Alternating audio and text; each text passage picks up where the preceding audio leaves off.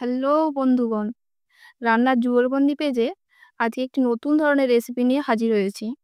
বরমশাইয়ের আবদারে আজকে বানাবো পমফ্রেটের ঝাল। পমফ্রেট মাছ তো অনেকেই অনেক রকমভাবে রান্না করে খেয়েছেন। আজকে একবার এইভাবে বানিয়ে দেখুন, একদম জিভে লেগে থাকবে। পমফ্রেট মাছটাকে বরমশাই বাজার থেকে কেটে পরিষ্কার করে নিয়ে এসেছে। আপনারা যদি কেটে না নিয়ে আসেন, বাড়িতে এই মুখের কাছ থেকে মাছটাকে কেটে পরিষ্কার করে নেবেন, না হলে মাছের সৌন্দর্য নষ্ট হয়ে যাবে। মাছটাকে ভালো করে ধুয়ে পরিষ্কার করে জল ঝরিয়ে নেব। তারপরে 1 চামচ হলুদ গুঁড়ো এবং লবণ মাখিয়ে 15 মিনিটের জন্য রেখে দেব। এরপর একটি সিক্রেট মশলা তৈরি করে নেব, যার জন্য 2 চামচ সরষে গুঁড়ো নেব। এর সাথেই 1 চামচ লবণ এবং 1 চামচ সরষের তেল দিয়ে একটি সুন্দর পেস্ট বানিয়ে দেব। লবণ এবং সরষের তেলটা দেওয়ার মেন উদ্দেশ্য হলো যাতে সরষে গুঁড়োটা তিতো না হয়ে যায়। রান্নার জন্য নিয়ে নিয়েছি 2টো কুচনো পেঁয়াজ, 1 চামচ রসুন বাটা, 1 চামচ আদা বাটা, 4টে কাঁচা লঙ্কা, কিছুটা টমেটো আর সামান্য ধনেপাতা। এরপর কড়াইটা ভালো করে গরম করে তেল দিয়ে নেব।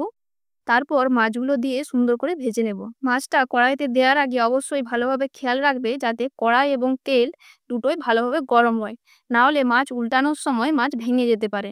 হালকা আঁচে মাছগুলো 5 মিনিট ভেজে নেওয়ার পর উল্টে নিচ্ছি। মাছটা উল্টে আরও 5 মিনিট ভেজে নেওয়ার পর মাছটা তুলে নেব। আপনারা অবশ্যই খেয়াল রাখবেন এই মাছটি যেন বেশি ভাজা না হয়ে যায়। পমফ্রেট মাছ বেশি ভাজা হলে তার স্বাদ নষ্ট হয়ে যায়। মাছ তুলে নেওয়ার পর ওই তেলেই ফোড়ন হিসেবে 1 চামচ কালো জিরে দিয়ে দেব।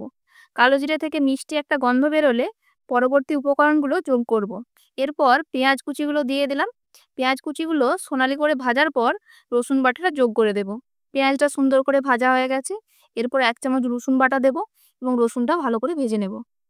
রসুন ভাজা হয়ে গন্ধ বেরোলে 1 চামচ আদা বাটা যোগ করে দেব এবং আদা বাটাটাকেও ভালো করে ভেজে নেব। পেঁয়াজ আদা রসুন ভালোভাবে ভাজা হয়ে গেলে এর সাথে আমরা যোগ করব টমেটো কুচি। টমেটো কুচিটাকেও ভালোভাবে ভেজে নেব। সমস্ত কিছু ভালো করে ভেজে নেওয়ার পর 1 চামচ হলুদ গুঁড়ো, 1 চামচ লঙ্কা গুঁড়ো দিয়ে দেব। ওটা 10 সেকেন্ডের জন্য ভেজে নেব। রান্নার স্বাদ বাড়াতে আরও যোগ করে দিলাম 1 চামচ ধনে গুঁড়ো এবং 1 চামচ জিরে গুঁড়ো। এটাও আরও 10-15 সেকেন্ডের মতো ভেজে নেব।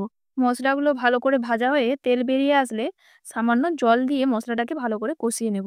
মশলাটা ভালো করে কষানো হয়ে গেছে। এরপর আগে থেকে তৈরি করে রাখা সরষে গুঁড়োর পেস্টটা যোগ করে দেব। এরপর গ্রেভিটা বাড়িয়ে নেওয়ার জন্য সামান্য জল যোগ করব এবং আগে থেকে ফালি করে রাখা কাঁচা লঙ্কাগুলো দিয়ে দেব। গ্রেভিটা সুন্দরভাবে ফুটে উঠলে এক এক করে মাছগুলো দিয়ে দেব। মাছগুলো 10 মিনিটের জন্য রান্না করে নেব এবং খুন্তি দিয়ে মাঝে মধ্যে দেখে নেব কড়াইতে লেগে যাচ্ছে কিনা। রান্না প্রায় শেষের মুখে। একটা সুন্দর রং বেরিয়েছে এবং দারুণ গন্ধও বেরিয়েছে। মশলা থেকে তেলও ছেড়ে দিয়েছে। গ্যাসের ফ্লেমটাকে কমিয়ে উপর থেকে ধনেপাতা কুচি ছড়িয়ে আমরা রান্নাটি নামিয়ে নেব। আমি তো আমার বরমশাইয়ের আবদারে বানিয়ে নিলাম পমফ্রেটের ঝাল। আপনারাও ঝটপট বানিয়ে ফেলুন এইভাবে এবং কমেন্ট করে জানাবেন কেমন হয়েছে।